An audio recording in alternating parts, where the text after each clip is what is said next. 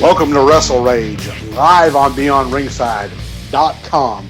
You got SmarkRage. Stan is out sick.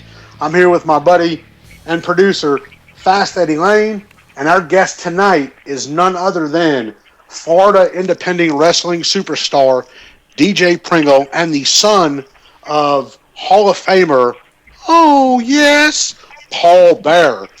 Sit down, strap in. It's going to be a hell of a ride, guys. First off, DJ, welcome into WrestleRage. We hope you're having a good day so far. Doing good, man. I appreciate y'all having me on tonight. And actually, if I can do it a little something like this.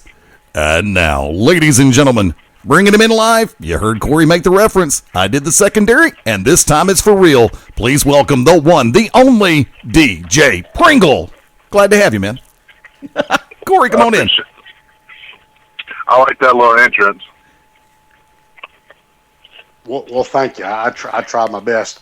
I'm not the brains of the operation, but the brains of the operation actually is at home sick with the flu. I just happen to be the mouth. He's just the one. He's the one who gets the top billing.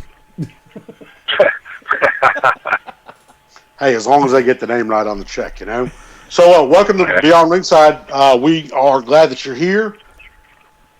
So, tell us a little bit of. Everybody knows who your father is, the great Percy Pringle, the great Paul Bearer. Tell us a little bit how you got into wrestling yourself. I started about 9 years ago. My dad was running he always wanted to do stuff himself. He always wanted to run his little territory, his own company. And about 9 years ago, he started a company called Gulf South Wrestling out of Mobile, Alabama. And there's one thing about my dad. He never pushed me and my brother to be in the business. And just one day, it's always been in my blood, no matter what. I was born and raised in this business. My first steps was in the Sportatorium Ring in Dallas, Texas, as people know, the world class era at that time. And I just like any other pro wrestler. I was bitten by the pro wrestling bug, and just one night they were having training down at my dad's school, and I didn't call them, I didn't text them, I didn't tell them what I was coming in or nothing, and just walked straight in the building and handed him my tuition, and got in the ring and did everything that I was supposed to do. And that's one thing that my trainers and, of course, my dad, praised me on, because I wasn't fed a silver spoon when it come to wrestling. I paid my dues. I paid my tuition to the school. I put up chairs just like every other independent wrestler, in the area. I put up I sold programs. I, did what I needed to do to get my foot in the door. And like I said, he always wanted to run his own organization, so he did. And I got my start there. Had my very first match in that company, and luckily the first angle that I was ever in was against him. He was the heel and I was the babyface. So we had a lot of fun. It was a nice little 5-year run a 4-year run that he had with Gulf South Wrestling, and so all she wrote from there. I just started to branch out as much as I can and work as much as I can, around the Gulf Coast. And I've been to Oregon. I've wrestled in Texas. I've wrestled in Ohio. All around the Gulf Coast, from Texas to Louisiana to the tip of Florida. So I just try to get my name out there, and try to just live the life of a wrestler. Try to, like I said, just try to get your name out as best as I can. Now, if I could, DJ, when it comes to going, because we know a lot of people who are second generation, third generation in the world of pro wrestling. And right. Different families have a different way of approaching the business side of pro wrestling. And some parents, some families will kind of keep the kids away from it because they don't want to. It's not necessarily that they want to see a side of it that they're not ready for, but they don't want to take a chance on getting bitten by the bug too early in life and diverting that much attention into pro wrestling.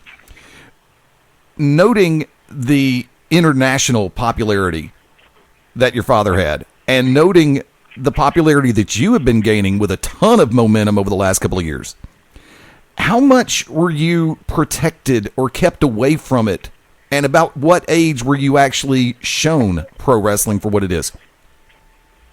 Well, he had never really protected us from the business, because the thing about my dad was he was a complete family man.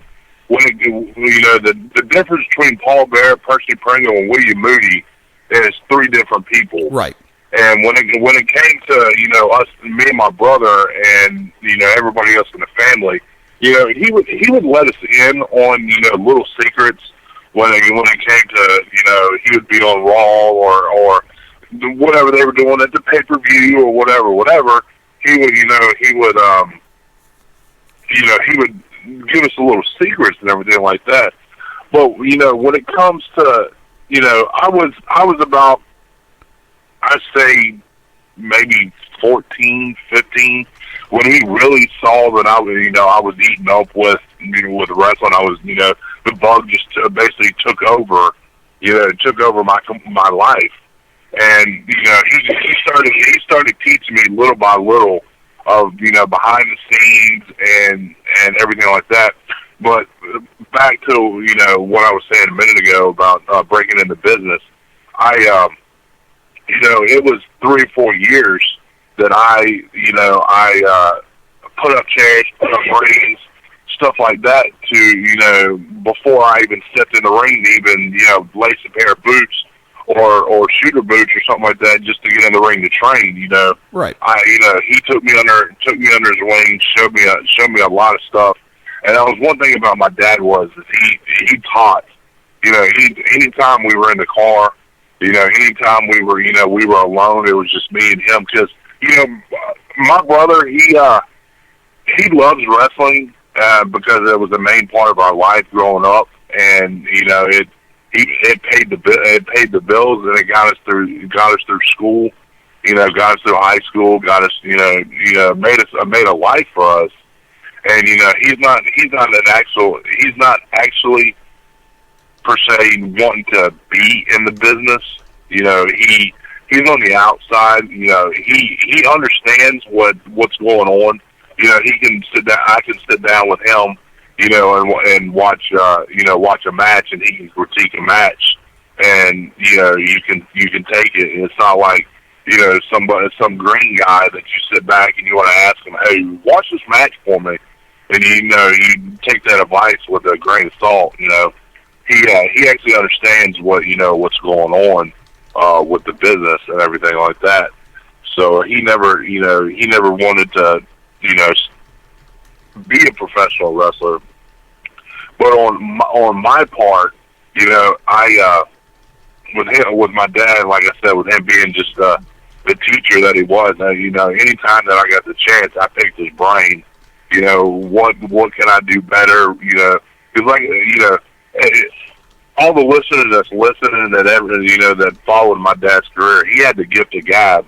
He could sit there and talk about anything and everything. And that started out whenever he was Percy Pringle, and that was the gift that he had. He can talk about anything, and you can give him a rock, and he could promo on that rock, and it would make sense. Or give him a piece of paper, and he could promo on that piece of paper, and it would be one of the best promos that you'll ever hear.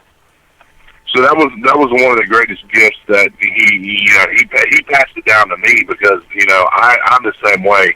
I can go on the microphone and promo and just blow the crowd out. But I'm kind of getting off subject, but back to your question, yeah, he was a great teacher, and when it came to it, he was pretty easy when it came to asking questions about stuff, and he would teach you whatever that you wanted to know. So I'm kind of grateful that he actually would sit down and actually ask questions, and answer questions and stuff like that I would have, or anybody else in the locker room would have. Corey? So I remember my first time seeing your father. I'm a 35-year-old guy, been watching wrestling since 5 years old. The first time I saw your father, he was Paul Bearer, and he was on Brother Love's show, and it was the day they debuted him as the Paul Bearer character. Did your dad have a preference of being Paul Bearer or being Percy Pringle? He loved them both. He loved both characters because if all the listeners that's listening in, and then the people that kept up with my dad and everything like that, he was actually a licensed mortician. He kept his license in Louisiana, Texas, Alabama, and just kept his finger on the business. Just like whenever he left the wrestling business for a little bit, he still kept his finger on the business. So whenever he was having financial trouble, a few years, I would think I was born in 87. He started in 90 or 91. And at that time he was, my brother's 7 years older than me. So Michael was, just about to turn, 7, 8, 9 years old. And I was still a toddler at the time. But, at that time, USWA, Jerry Jarrett, and from the Memphis area, that's whenever they were buying out Fritz, and Dad was just basically burnt out on the business, and he wanted to get out for a little bit, and he was having financial problems and everything like that, and of course, him and Rick Rude were best friends. And Rick Rude just told him, say, hey, we'll sit by the phone for a few minutes. They were talking one night, and they just my dad told him what was going on, and he was just like I said, he was burnt out. He was ready to leave the business for a little bit, and Rick Rude they just told him just sit by the phone for a few minutes. I may have you something. And about an hour later, Vince McMahon called and offered him a job and offered him to come up to Stanford, the next few days to have a meeting with him and everything like that. And it was all she wrote from there. DJ, if I may, you've seen an evolution and I hate to use that word, but it's actually holding true in more ways than I've got active brain cells, as far as social media and pro wrestling goes. Because with the advantage that you've had, being able to watch from the inside out as well as the outside in, you've seen how social media has kind of like captivated the world of pro wrestling and the fans, the wrestlers, everybody. It doesn't matter if you're in-ring talent, an announcer, a manager, a referee, a promoter. You could be a first-time fan or a 20-year fan. What do you see as one of the major advantages and also one of the major disadvantages for social media and pro wrestling? I really and truly don't know how to answer that question. I don't really and truly, I don't see the advantages or the disadvantages of either of the social media. Well, let me take that back. When it comes to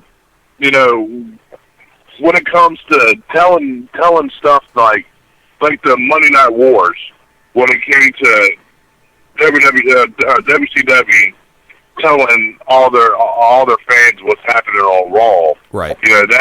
That's a no-no to me because I was taught the right way. I was taught kayfabe completely. And to this day, even though it's sad to say that kayfabe is slowly dying, or maybe completely gone, but I try to continue it because I was trained the right way. I was, I learned everything that I could and still learning.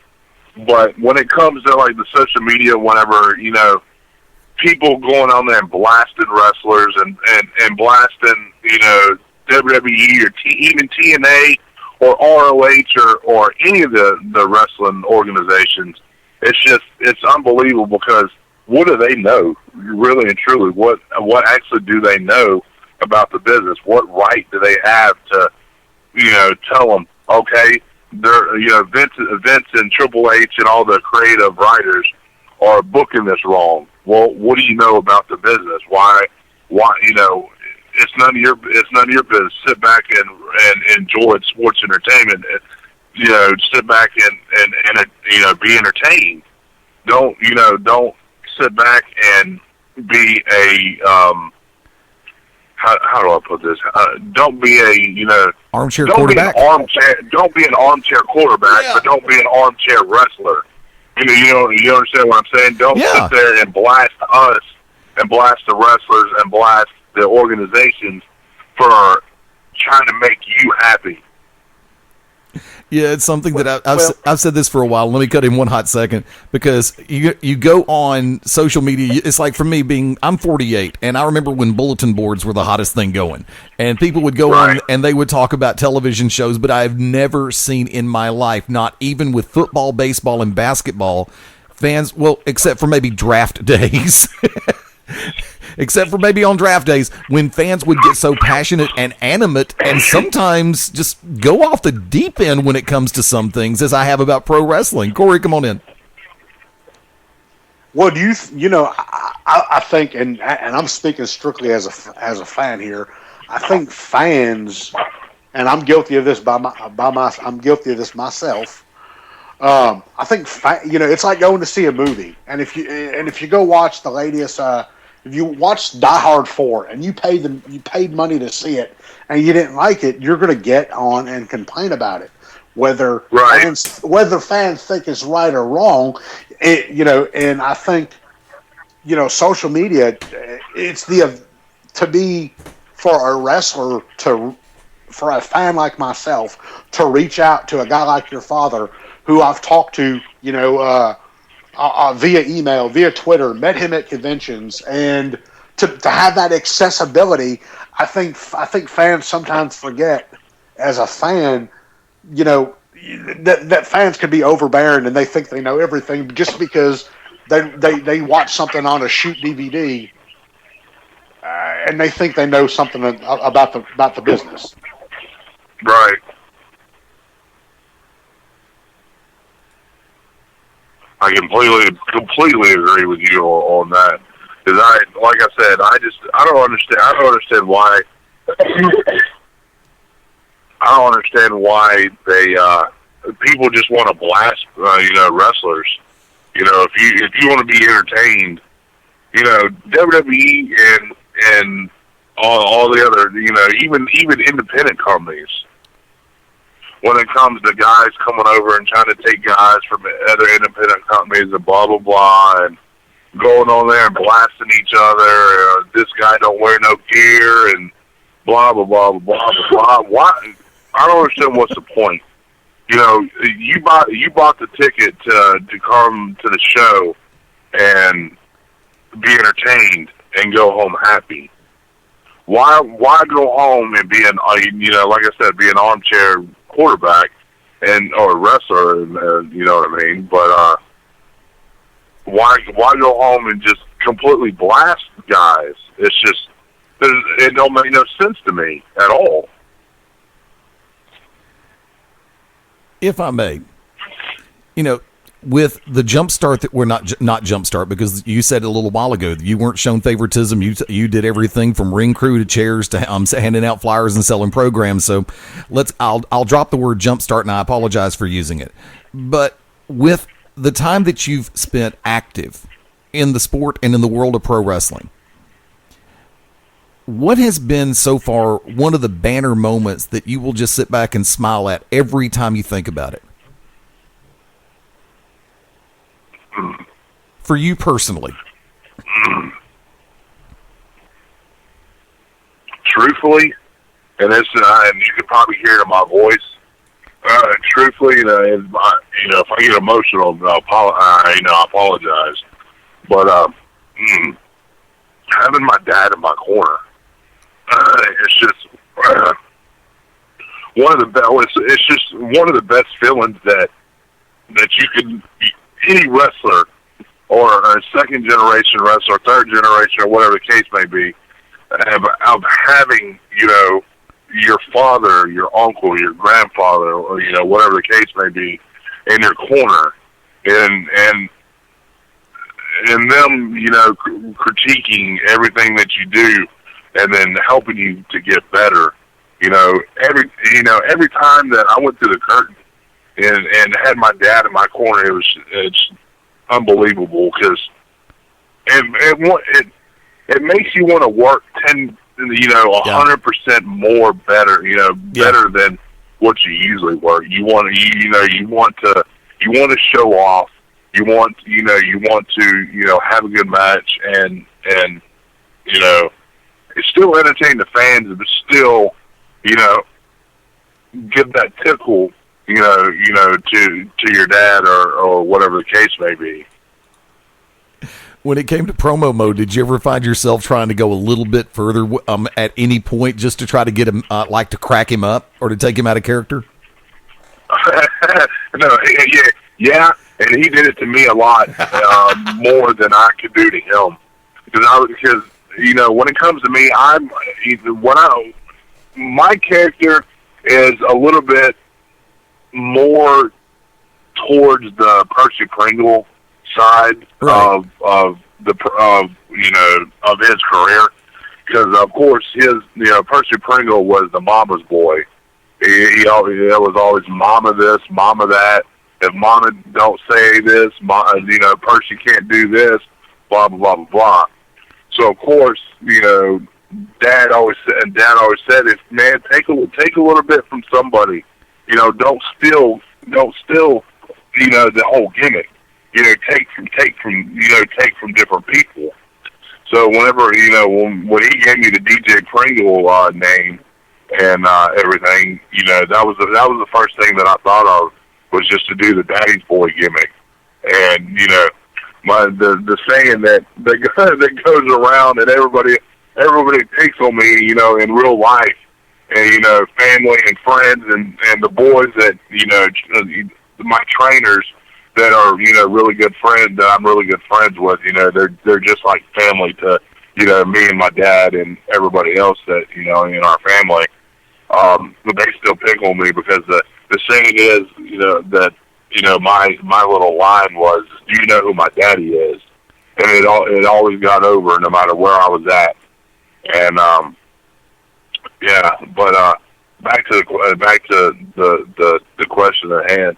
The best feeling was just having my dad, in my corner. And I have a 6-year-old daughter too, and she loves wrestling. Anytime that I go on the road, she's always, "Daddy, can I go? Please, can I go? I want to go. I want to go watch wrestling." And most of the time, you ask your daughter or ask your kids who's your favorite wrestler. Then they usually say somebody from WWE or WCW or whatever the case may be.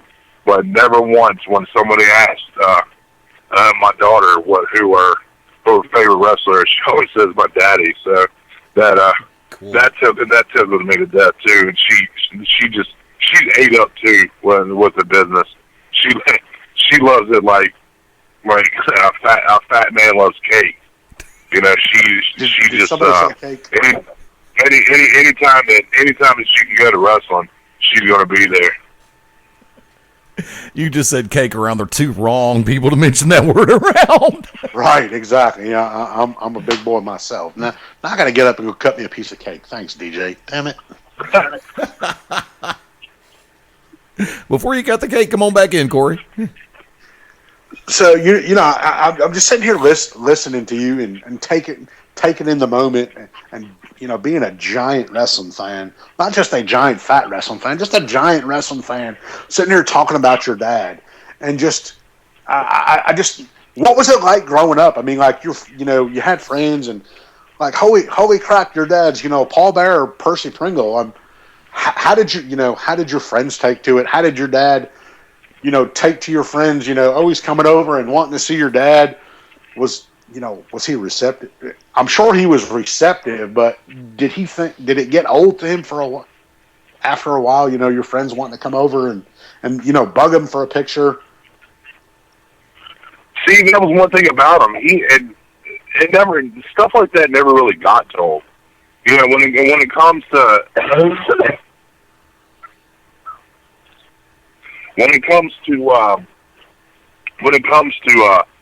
people wanting to bug him for autographs, or my friends, or my brother's friends, or anybody. That's the one thing about him. He'd always stop what he was doing just to sign an autograph or to say hello to a kid that loved The Undertaker and loved Paul Bear, or even older folks that loved Percy Pringle and all that good stuff. He took the time to sit down and and talk to them and stuff like that. He was never really stuck up like some guys are, that won't sign an autograph in the airport, or won't sign an autograph at Walmart or at the grocery store or anything like that. He actually would stop what he was doing, and he would sign an autograph, take a picture, take a phone call. Oh my God, Paul Bear's right here. Can you talk to my grandma, or can you talk to my son? Blah blah blah blah. And he would do it every time. But growing up, it was hard. It was hard having my dad be who he was, because there are kids that I didn't I wasn't friends with, that was always asking for stuff, always asking for either tickets or merchandise or whatever the case may be, games, whatever it was. They were always kind of sticking around wanting to get stuff from us, either Michael's side or either my side. And it got old, but when it came to like friends and stuff like that, he would, just like I said with other fans and everything like that, he would take time to talk to them. Or when my friends would call the house and everything like that, he'd joke with them and ribble them and do the "oh yes" and all that kind of stuff on the phone, and just mess with them. So it was fun, and it was hard at times with him being on the road so much, missing baseball games and football games and birthdays and special occasions and stuff like that. It was hard, but it got us through life, and it got me where I am now. I just I'm the man that I am now because of my parents, because of my dad and his career, and the woman my mom was, because as many if people keep up with my dad and everything like that, and his website and PercyPringle.com. It's still up, so if anybody would like to go and read some good stories and some good good stuff, go and visit it. It's still up. It's still maintained by a good friend of ours that was real good friends with my dad. He still maintains everything. But kind of getting off subject. But me and my brother's mom, she passed away 5 years ago from breast cancer, and what a tough woman she was to have to put up with two hard-headed kids, me and my brother, of course, and have to deal with my dad being on the road 285 days out of the year. Him coming home being tired, and of course being cranky because he's been on the road all day and all night and everything like that. She was a tough woman too. So whenever, I know I said this in a few other radio interviews and everything like that, but whenever you think of when you think of us Moody's and us Pringles and everything like that, when it comes to Paul Bear and Percy Pringle being who he was, if it wasn't for my mom, it would, man, my dad wouldn't be who he is, and I wouldn't be who I am, and my brother sure wouldn't be who he is, and what kind of men we are now. So, do me a favor. We've got to take a short network break. Can you hang with us through the break? Yeah. Folks, do me a favor. Hang tight. We will be right back on WrestleRage with very special guest, DJ Pringle, right after this.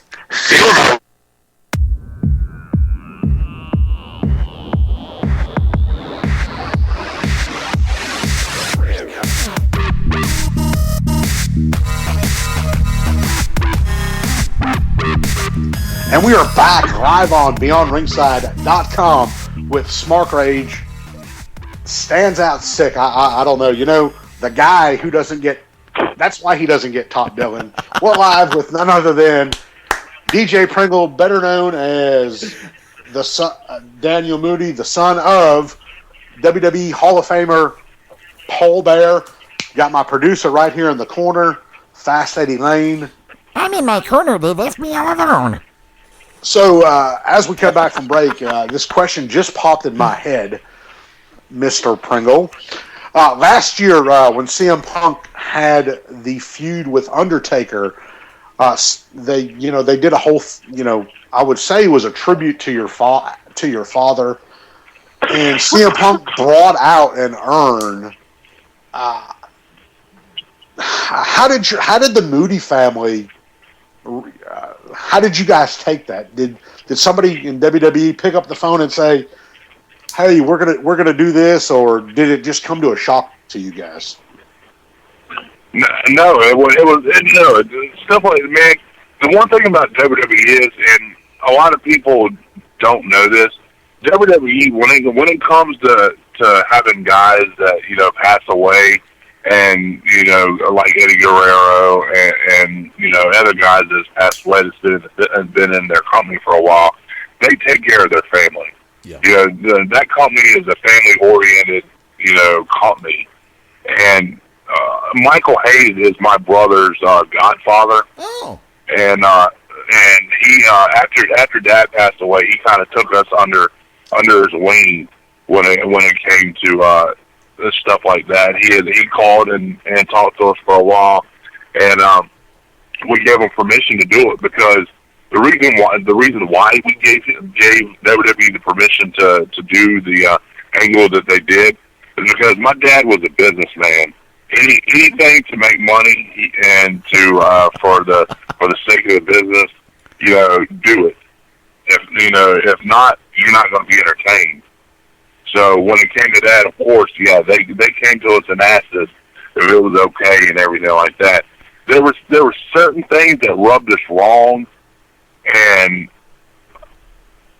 I'm not gonna say what exactly what it was, but there was just one incident that what they did on Raw that rubbed us wrong. Just a little bit, just enough, just to get us off edge a little bit. But other than that, everything was professional. Punk was professional, and of course, Taker was, because we've known him for so many years. So, yeah, nothing that they did was out of the blue. Nothing was out of the ordinary. So, they take care of us, and they take care of the families and everything like that. They're real respectful when it comes to asking permission. To do stuff. So now, if I may, this weekend, of course, there's this little show going on down, I think, in a suburb of central or southern Louisiana. I think maybe one or two people are expected to be there at it. I think it's in Chalmette. Lo and behold, gonna ask you, when are you headed over? When am I headed over to New Orleans? New Orleans, yeah.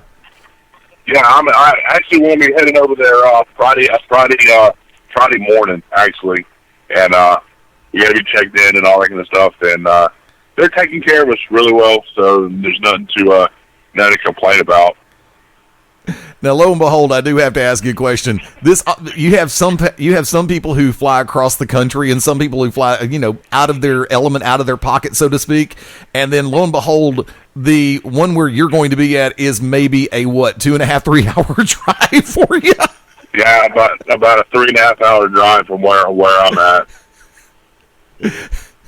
Do you kind of feel like it's almost like, doggone it, they could have waited one more year? We'd have gone to Santa Clara, California.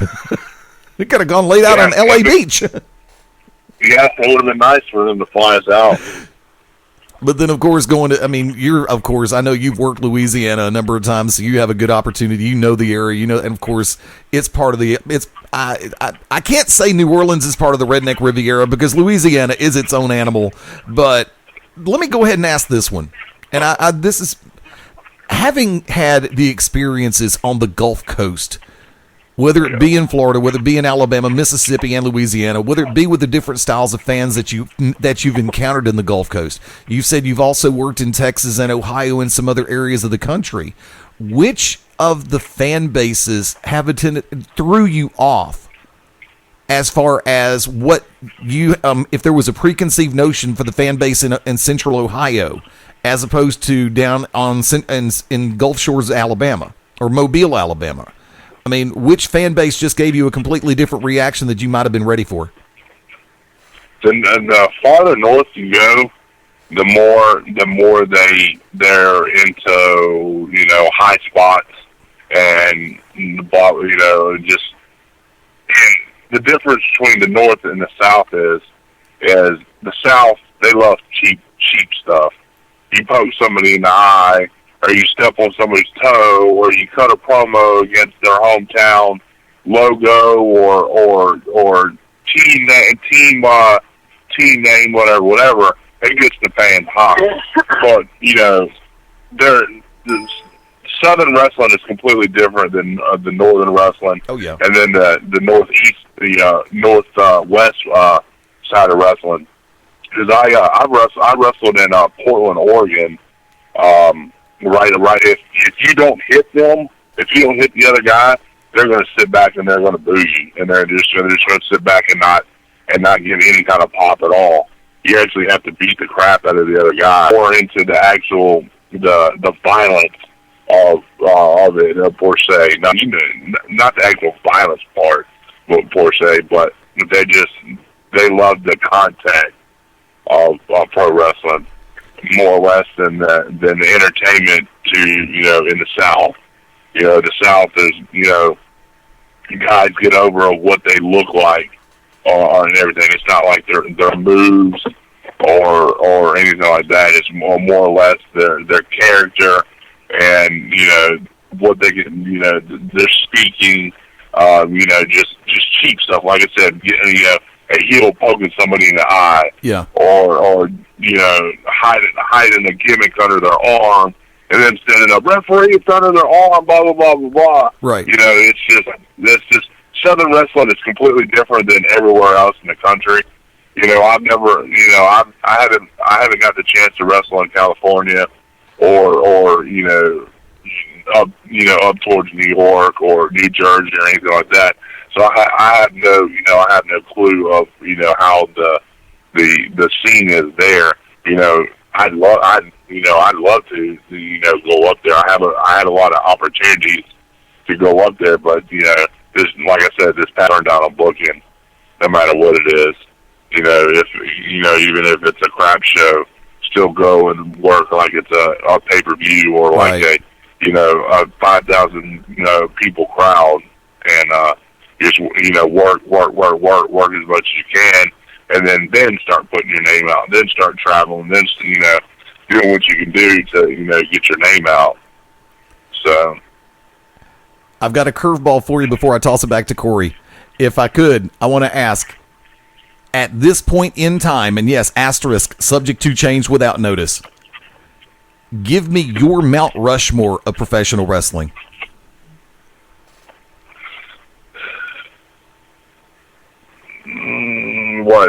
Four main guys?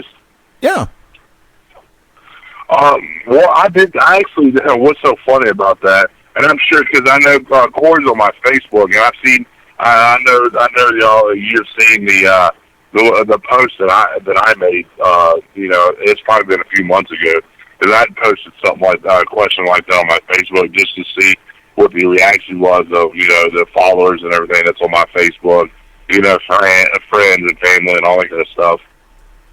But I did managers first, and then I did wrestlers second. But the managers, of course, my dad number one. Amen. Gary Hart number two. Scary Sherry number three, and then my number four was Jimmy Hart, of course, the Mouth of the South. Right.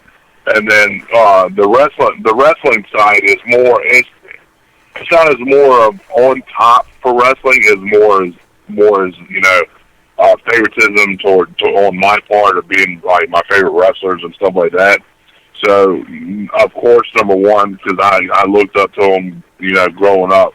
Of course, number one was Undertaker. And number two, of course, was Ric Flair. Number three was David Von Erich. And number four was probably would be a lot of people don't like him, but I loved his character. I loved everything that he did, and that was Rick Rude. Okay. Yeah, for the next time we have you on one of the shows here on the BR family of shows, I'm going to throw my other curveball at you. Actually, I can do it now. What wrestler or what individual in the world of pro wrestling would you most like to see get their own postage stamp?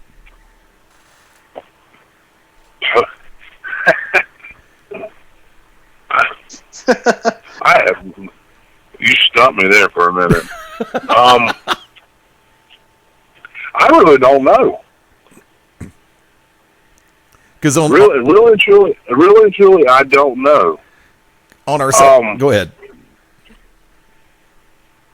Man, you stumped me on that one. That's actually one of our new questions in the lightning round also, because on our Saturday Showcase edition, we started asking what 10, because the post office will make a sheet of 10. So it's like in pro wrestling, you've got the Mount Rushmore question, plus you've also got the Charles Barkley Fave 5 for T-Mobile, which we don't have as a sponsor yet, so we're going to work on that. And then the postage stamp, it's like, why not just have a sheet of 10 different ones? So it was like, but I've streamlined it to a little bit more of a lightning round question for us. DJ, question, upcoming stuff that you'd like to spread the word about that where you might be in the near future? Actually, man, I March the 8th was my last match here for a little bit. I'm going to take about a year off. I'm not, most guys say they're burnt out. I'm not burnt out. I just this past year with my dad passing and having to do all these memorial shows, and it's emotionally draining, and it's a complete different story when you're so close with someone, and of course being close with someone that's in the same business as you are, and him, just like I said earlier, with him coming out and being in my corner.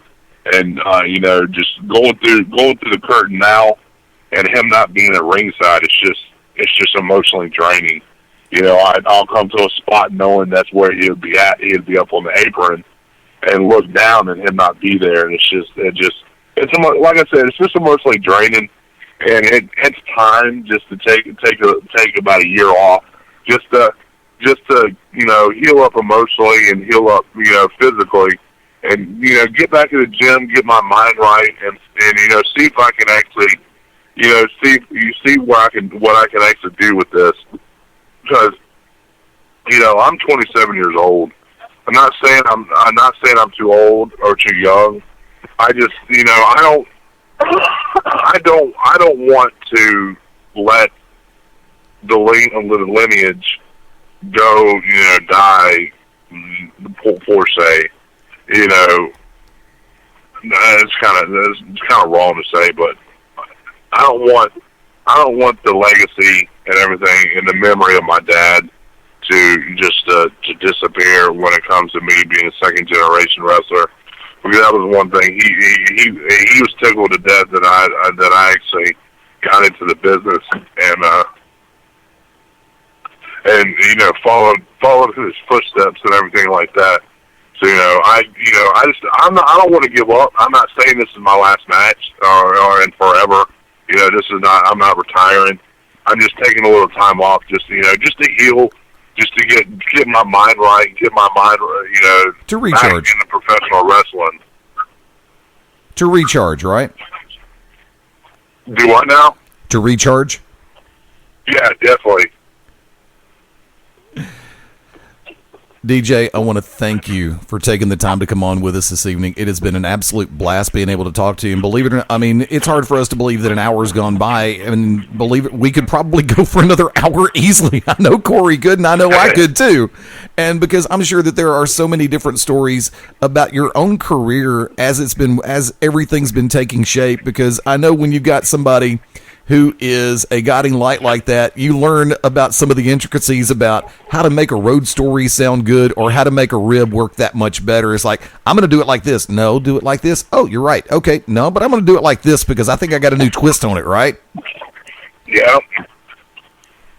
I would love to, I know I speak for Corey on this one. We'd love to have you come back on sometime if you're up for it. Yeah, definitely. Man, I'm easy going. Man, any time that you need an extra guest or anything like that, don't hesitate to let me know, man. I love doing these things. I love talking about my dad. I love talking about my own career, whatever. So if anytime that you need somebody on, just let me know. Corey, would you like to use the phrase, or do you mean to go ahead and say it? This is the first time in a long time that I'm speechless. I'm sitting here and just listening to you talk about your father, the man that he was, the professional he was, and I'm sitting here in stunned silence, in a good way, because as a wrestling fan who grew up literally watching your father, when a tragedy like this happens, it hurts all the wrestling fans. And I just want you to know, and I can speak for myself and all the wrestling fans, that your father was whether he was a good guy or a bad guy, he was a beloved character. And I will never forget the moments I got to share with him at Legends conventions and just the back and forth conversations on Twitter. And that's what makes social media fun for me, for a fan who loves wrestling for what it is. So thank you very much. We thank your father. We thank you. We thank your family. God bless you, and God bless your father. I appreciate that very much. It means a lot. And if I could, on a personal note, I mean, I've had the privilege and the honor of being in the world of pro wrestling, whether it be the world, the business, drink, or the sport. I started training in '84, first match in '85. And it's always refreshing for me to be able to speak with somebody on a perspective that comes from being grounded from the get-go. And it's refreshing and it's appreciated. And I thank you for that. I appreciate that, man, very much. Do me a favor. How can people track you on social media? Right now, the only thing I have is Facebook. I tried the Twitter thing. I don't get into that. I don't get into Twitter or anything like that. If anybody wants to get a hold of me, promoters, fans, if anybody have any questions, my Facebook is under Daniel Moody, under my real name. Like I said, I'm just like my dad. If anybody wants to email me, I take time to as much as I can to answer a lot of the emails and stuff like that, the messages and all that kind of stuff. And if any fans have any good memories of my dad, any of their favorite memories, post them on my wall. Matches, their favorite matches with Undertaker and my dad, or my dad with anybody that he managed. You're more than welcome to post them on my wall. Send me a link, whatever the case may be. So everybody's more than welcome to add me on Facebook or whatever. Do me a favor. Let me go ahead and slide this one in before we cut to the side. Actually, I believe it was just before the Legends Mania convention about, what was it, Corey, about 4 years ago or 3 years ago? I believe it was 2010. Okay.